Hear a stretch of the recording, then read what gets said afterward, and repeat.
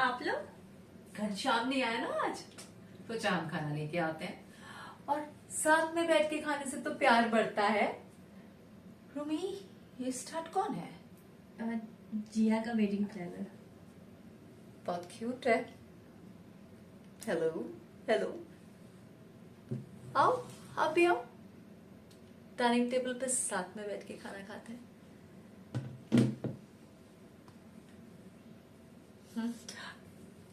आइए भाई साहब, लेंगे आप? मैं सब लीजिए। मजा आ गया भाभी, रिहान के आगे तो आपकी दाल गली नहीं। टूट्स। मुझे तो माँ की दाल ही पसंद आई। हाँ तो लेना तेरी माँ की दाल। But I want your what? माल दाल।